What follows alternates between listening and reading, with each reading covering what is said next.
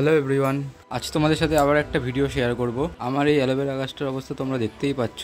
গাছটার চারপাশে তুলসী গাছ ভরে গেছে, আর বর্ষার কারণে গাছগুলোর গোড়া একদম পচে গেছে। পটটার অবস্থাও খুব খারাপ। গাছটাকে আমি আবার রিপোর্ট করছি। তোমরা এই লিস্টটা দেখে নিতে পারো আমি কী কী জিনিস কতটা ব্যবহার করেছি। বালি দিয়েছি 2 ভাগ,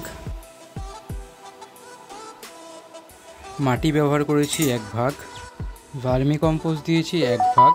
তোমরা এর জায়গায় অন্য কোনো কম্পোস্টও ব্যবহার করতে পারো। কোকোপিট দিয়েছি 1 ভাগ,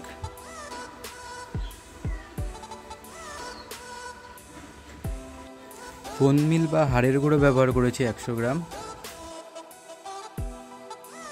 নিম কেক পাউডার ব্যবহার করেছি 100 গ্রাম, আর সামান্য পারলাইট। পুরো মাটিটাকে ভালো করে মিক্স করে নিয়েছি।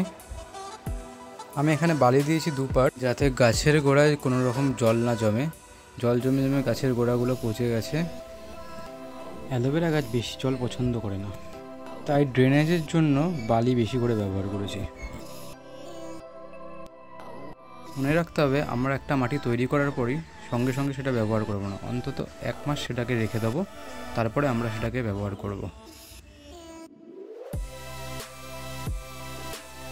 আমার বাড়িতে পড়ে থাকা এই জারটাকে আমি ব্যবহার করেছি। জারটাকে কেটে নিয়েছি। জারটায় আমি কিছু ছিদ্র করে নিয়েছি। জারটার সাথে আমি একটা গামলাও ব্যবহার করেছি, গামলাটাতেও কিছু ছিদ্র করে নিয়েছি। পটে মাটি ভরার আগে ভাঙা ভাড়ের টুকরো দিয়ে ছিদ্রগুলোকে ঢেকে দিয়েছি, যাতে ছিদ্রগুলো জাম না হয়ে যায় আর জল ঠিকঠাকভাবে বাইরে বেরিয়ে যায়। আমি 2 রকম পট ব্যবহার করেছি। এই চওড়া পটটি ব্যবহার করেছি অ্যালোভেরার যে পাপস আছে তার জন্য। অ্যালোভেরার পাপস থেকে আবার নতুন চারা গাছ পাওয়া যায়। আর একটা পট কম চওড়া কিন্তু একটু লম্বা। জারটার ওপর ভাগটা আমি নিচে স্ট্যান্ড হিসাবে ব্যবহার করেছি। এই পটটির নিচেও কিছু ভারীর টুকরো দিয়ে দিয়েছি ড্রেনেজের জন্য। আমি লম্বা পাটটি ব্যবহার করেছি। অ্যালোভেরার শুধু মাদার গাছটা রাখবো এটাতে, আর কোনো পাপস এটাতে থাকবে না, যা থাকবে সব চওড়া পটটায় থাকবে। গাছগুলোকে খুব সাবধানে তুলে নিয়েছি, যাতে কোনো শিকড় এটা ছিঁড়ে না যায়।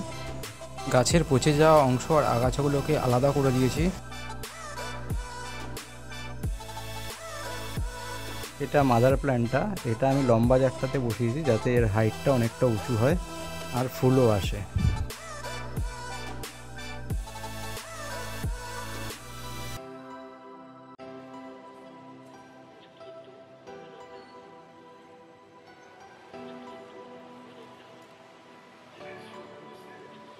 গাছ বসানোর পরে আমরা পুরো পটটা জলে ভরে দেবো, যতক্ষণ নিচের ছিদ্র দিয়ে জল না বেরিয়ে আসে।